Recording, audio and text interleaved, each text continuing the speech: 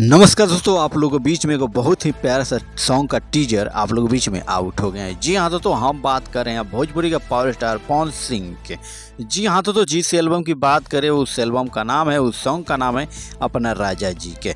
जी हाँ दोस्तों, एक बार फिर से सुनिए, अपना राजा जी काफ़ी लाजवाब होने वाला है सॉन्ग आप सबके बीच में।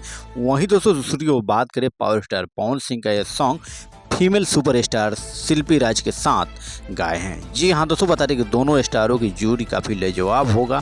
वहीं इन दोनों आदमी की आवाज़ काफ़ी मधुर होने वाला है। सॉन्ग काफ़ी लाजवाब होने वाला है सोशल मीडिया पे। जी हाँ दोस्तों, बता दें काफ़ी लाजवाब होगा ये सॉन्ग।